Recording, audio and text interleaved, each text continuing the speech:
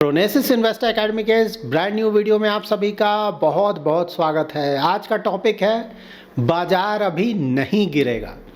देखिए, बाजार के सामने या स्टॉक मार्केट के सामने सबसे बड़ा रिस्क क्या था फिलहाल, तो वो है यूएस में ओवर वैल्यूएशन ना, खासकर एआई स्टॉक्स का ओवर वैल्यूएशन। तो यही लग रहा है कि भाई आने वाले समय में वहाँ पे गिरावट आ सकता है, लेकिन हाँ नियर टर्म में एटलीस्ट ऐसा लग रहा है कि शायद वो गिरावट नहीं आए। ऐसा क्यों बोल रहा हूँ?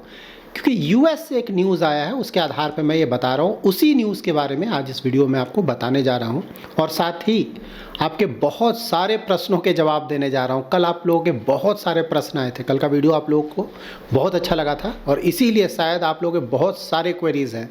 सभी को, मतलब ज़्यादातर को, सभी तो पॉसिबल नहीं होता है, ज़्यादातर को मैं ट्राई कर रहा हूँ कि इस वीडियो में आंसर करूँ। नाउ जान लेते हैं कि वर्ल्ड वाइड स्टॉक मार्केट्स का परफॉर्मेंस इतना अच्छा क्यों है, ऐसा कौन सा खबर आ गया। तो देखिए, एनवीडिया का क्वार्टरली रिजल्ट आया है और result, sales figure, profit figure, सभी कुछ जो भी एस्टिमेट कर रहा था मार्केट कि भाई इस तरह का आएगा, उससे कहीं ज़्यादा अच्छा है। और इससे भी बड़ी बात, नेक्स्ट क्वार्टर का वो जो गाइडेंस दे रहे हैं ना कि भाई सेल्स या प्रॉफिट, वो बोल रहे हैं कि बहुत अच्छा आने जा रहा है। तो इसीलिए एनवीडिया का शेयर भी देखेंगे तो 5% या फिर उससे भी ज़्यादा ही ऊपर चला गया था कल। और ज़्यादातर जो एआई रिलेटेड स्टॉक्स थे ना, उनका ही परफॉर्मेंस कल बहुत अच्छा था और इसी का पॉजिटिव असर ज़्यादातर वर्ल्ड मार्केट के स्टॉक्स पे आप देख रहे हैं। और ऑफ कोर्स ये पॉजिटिव असर थोड़े दिनों तक तो ज़रूर रहेगा।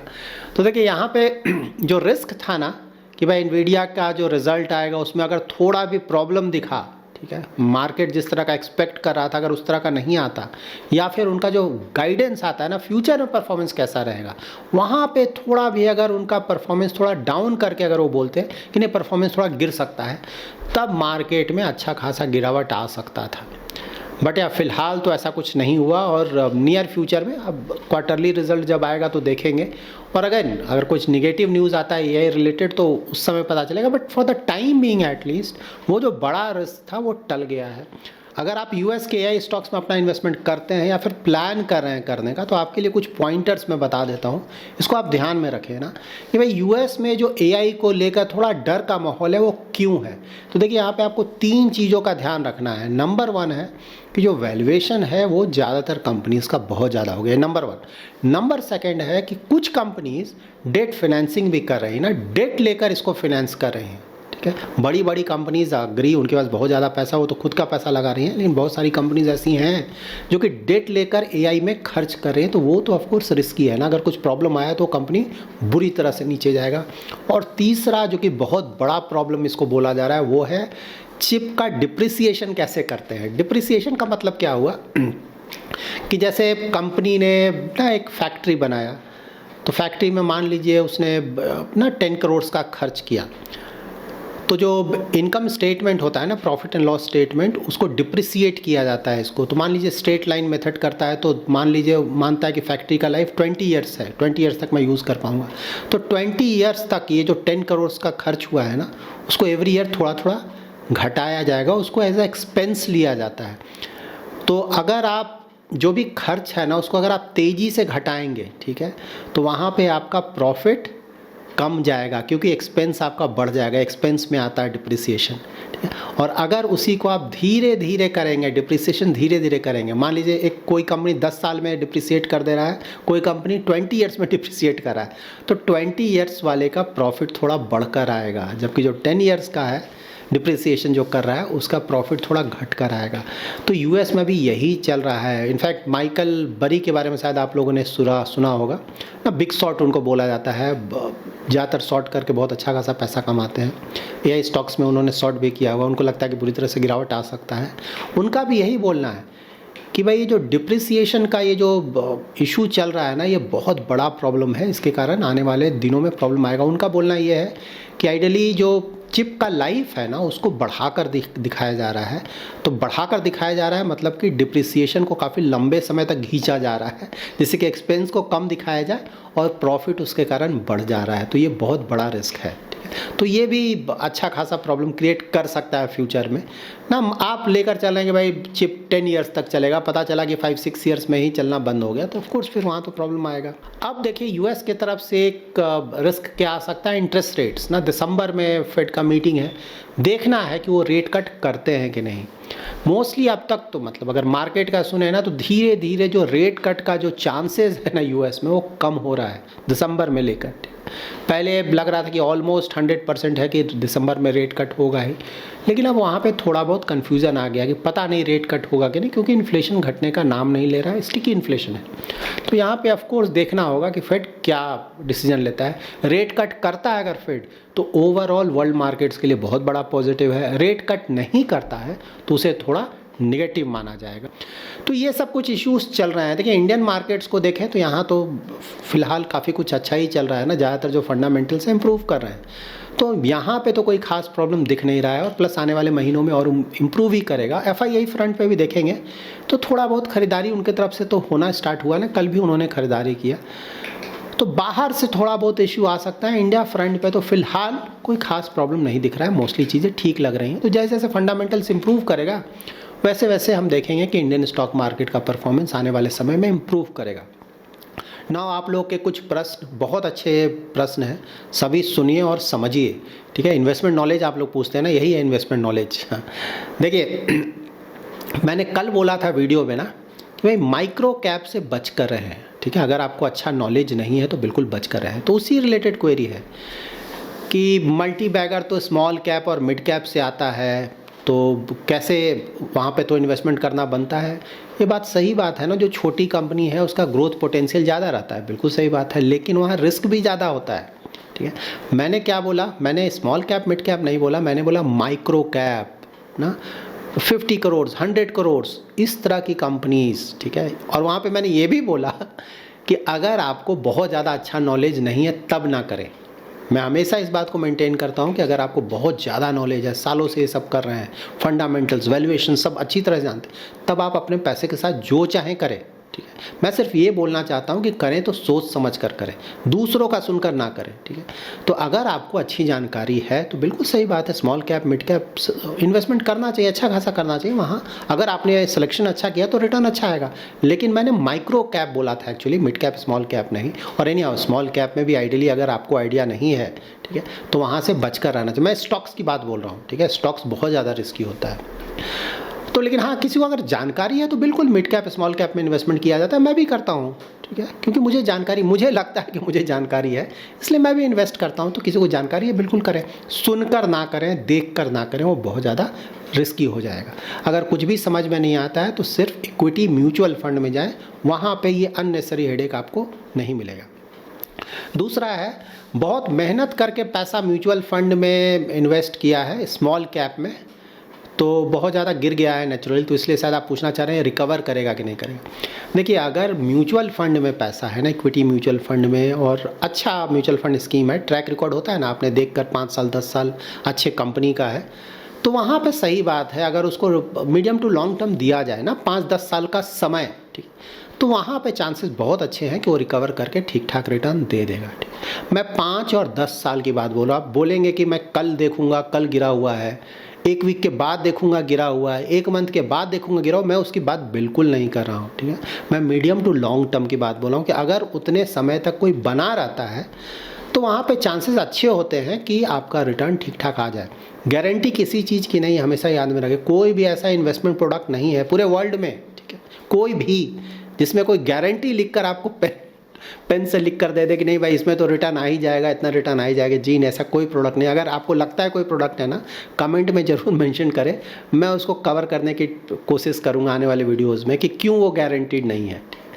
तो ये आई होप आप समझ गए। अगर आप लॉन्ग टर्म तक बने रहते हैं तो चांसेस अच्छे हैं कि रिटर्न्स आपके, गिरा हुआ है फिर भी ऊपर आकर। मैं इक्विटी म्यूचुअल फंड की बात बोल रहा हूँ। किसी ने स्टॉक में इन्वेस्टमेंट किया है, घटिया क्वालिटी का स्टॉक है, तब तो हो सकता है पूरा पैसा डूब जाए, वो अलग चीज़ है, ठीक है। इक्विटी म्यूचुअल फंड, और वो भी अच्छे क्वालिटी का, अच्छा ट्रैक रिकॉर्ड। उसके बाद थर्ड है, if my fund generating negative return compare to benchmark, ठीक है, should I change my fund और not, since fund has good track record and only not performing for last 1 year. देखिए सिर्फ 1 साल का अगर अंडर परफॉर्मेंस है बेंचमार्क के मुकाबले, लेकिन फंड अच्छा ट्रैक रिकॉर्ड वाला है ना, पहले काफ़ी अच्छा परफॉर्मेंस दिया, कंपनी अच्छा है, अच्छे कंपनी का फंड, वहाँ पे कंसर्न नहीं होना चाहिए, ठीक है। इक्विटी म्यूचुअल फंड अगर है, ठीक है, कंसर्न नहीं होना चाहिए, थोड़ा उसको टाइम देना चाहिए, ठीक। मोस्टली वो वापस आकर ठीक ठाक रिटर्न देगा। नेक्स्ट बहुत ही interesting query, swing trading safe है क्या? कोई भी इन्वेस्टमेंट सेफ नहीं है, ठीक है। कहीं भी आप गारंटी नहीं दे सकते हैं कि भाई पूरी तरह सेफ है। हाँ, लेकिन रिस्क अलग अलग होता है। अब जैसे कोई गवर्नमेंट सिक्योरिटी में इन्वेस्ट कर रहा है तो उसमें बोलेंगे रिस्क बहुत कम है, ऑलमोस्ट नील है। नील नहीं बोलेंगे, ऑलमोस्ट नील बोलेंगे। लेकिन जैसे जैसे आप प्रोडक्ट चेंज करते रहते हैं तो रिस्क बढ़ता जाता है। जैसे इक्विटी म्यूचुअल फंड, ठीक है, यहाँ पर रिस्क बढ़ गया, उससे भी ज़्यादा रिस्क हो गया आप डायरेक्टली स्टॉक्स में इन्वेस्ट करेंगे। अब इससे भी ज़्यादा रिस्क हो गया अगर आप बिटकॉइन ये सब में इन्वेस्ट करने जाएंगे, क्रिप्टो में, तो और भी बहुत ज़्यादा रिस्क हो गया, ठीक है। उसी तरह से अगर आप स्टॉक्स में इन्वेस्ट कर रहे हैं मीडियम टू लॉन्ग टर्म, या फिर ट्रेडिंग कर रहे हैं, तो ट्रेडिंग में बहुत ज़्यादा रिस्क हो गया क्योंकि प्योर लक है। तो ये जो स्विंग ट्रेडिंग वर्ड आ गया, उसमें रिस्क बहुत ज़्यादा बढ़ जाता है, ठीक है ना। मैं इन्वेस्टमेंट की बात बोल रहा हूँ। तो स्विंग ट्रेडिंग ये सब बहुत ज़्यादा रिस्की चीज़ है। अगर आपको जानकारी नहीं है तो दूसरों का सुनकर, इस सब पे वीडियो बहुत आता है यूट्यूब पे ना, ठीक है। ज़्यादातर वीडियोस बेवकूफ़ बनाने वाला वीडियोस है, ठीक है। मैं क्लियरली बोल रहा हूँ, ऐसा नहीं यूज़ करना चाहिए वर्ड्स। बट देन आपका पैसा है ना, आइडियली आपको सोच समझ कर इन्वेस्ट करना चाहिए। तो इस तरह के वीडियो सुनकर, देखकर बिल्कुल भी हमें अपना पैसा नहीं लगाना चाहिए। मीडियम टू लॉन्ग टर्म जाए, अच्छे क्वालिटी पे जाए फंडामेंटली, और अच्छे वैल्यूएशन पे इन्वेस्ट करें स्टॉक्स पे। इक्विटी म्यूचुअल फंड नहीं समझ में आता है, इक्विटी म्यूचुअल फंड में करें, ठीक ठाक रिटर्न आ जाएगा। इन चक्रों में आइडियल हमें नहीं पड़ना चाहिए। अगेन डिस्क्लेमर, अगर आपको सब कुछ आता है, आप बहुत ज़्यादा समझदार हैं, इंटेलिजेंट हैं ना, सब कुछ मतलब जितने भी इन्वेस्टमेंट के जो भी जानकारी आपको है, तब आप जो चाहे करें, ठीक है। ये यूट्यूब चैनल आप लोगों के लिए नहीं है ना, जो कि सब कुछ जानता हो, उसको यूट्यूब चैनल देखने की ज़रूरत क्या है। तो ये चैनल वैसे लोगों के लिए है जिनको थोड़ी बहुत आइडिया है या फिर आइडिया बिल्कुल नहीं है, ठीक, उनके लिए है। तो उस तरह के इन्वेस्टर्स को इस तरह के चीज़ों के चक्कर में बिल्कुल भी नहीं पड़ना चाहिए। देखिए यूट्यूब चैनल में अगर कोई इस तरह का स्टेटमेंट दे रहा है ना कि कल आप क्या करें कल आप कैसे इन्वेस्ट करें, ठीक है, तो ये सब तो गलत, मतलब आप उसी से समझ जाए कि भाई कुछ प्रॉब्लम है यूट्यूब चैनल में, या फिर जो बोल रहा है उसके साथ। अरे भाई डेली क्या करें, क्या, हाँ मतलब क्या चल रहा है ये आप बता सकते हो कि आज क्या हुआ, कल क्या हुआ, या फिर गेस वर्क के साथ बोल सकते क्या हो सकता है मीडियम टू लॉन्ग टर्म, वो अलग चीज़ है। लेकिन ये बोलना क्या करें, मतलब कल क्या बेच दे, कल क्या खरीद ले, फिर परसों क्या बेच दे, क्या परसों खरीद ले, ये सब चीज़ों से बच कर रहे, वो सब गड़बड़ है, ठीक है। उसके बाद है एआई हमारी कितनी हेल्प करता है इन्वेस्टमेंट में, यदि हेल्प करेगा तो कितना परसेंटेज सही है। देखिए एआई बिल्कुल सही बात है कि हेल्प तो करता है, आने वाले समय में और ज़्यादा हेल्प करेगा, इसमें कहीं कोई डाउट नहीं। लेकिन अगेन एआई जो बता रहा है, ठीक है, उसमें आपको बेसिक आइडिया होना चाहिए कि सही बता रहा है कि नहीं, क्योंकि एआई का जो आंसर होता है ना, वो आपके प्रश्न पे डिपेंड करता है। उसके लिए आपको बहुत अच्छी तरह से क्वेश्चन को पूछना पड़ेगा एआई से। अगर आपने सही से क्वेश्चन पूछा तभी सही जवाब आएगा। अगर क्वेश्चन आपने सही तरीके से नहीं पूछा तो कई मामलों में अच्छा जवाब नहीं भी आता है, ठीक है। तो हेल्प करता है, लेकिन उन लोगों के लिए ज़्यादा अच्छा है जिसको ऑलरेडी जानकारी है, जो कि अगर कुछ गड़बड़ जवाब आया तो पहचान सके कि नहीं भाई ये तो आंसर सही नहीं लग रहा है, गड़बड़ लग रहा है, ठीक है। तो इसको इस तरह से देखिए, आने वाले समय में शायद और ज़्यादा इम्प्रूव करे, ठीक है। लेकिन हाँ, अभी इसका यही स्थिति है कि अगर आपको थोड़ा आइडिया है तभी यूज़ करें। अगर आप मतलब जो भी टॉपिक आप जानना चाहते हैं एआई से, उस टॉपिक के बारे में थोड़ी जानकारी आपके पास होनी चाहिए। अगर बिल्कुल जानकारी नहीं है, ऐसा ही आप पूछ कर करेंगे तो वहाँ पे रॉन्ग नंबर लगने के चांसेस बहुत ज़्यादा होंगे। उसके बाद I have reduced my portfolio to 16 stocks. पहले मेरे पास 50 स्टॉक्स थे, अब 16 कर लिया है ना, 16-17 ऐसा कुछ। तो ठीक है, मतलब देखिए ये सब सही या गलत बोलना बहुत डिफ़िकल्ट है, ठीक है। आपके इन्वेस्टमेंट नॉलेज पे डिपेंड करता है, आपके कॉर्पस पे डिपेंड करता है।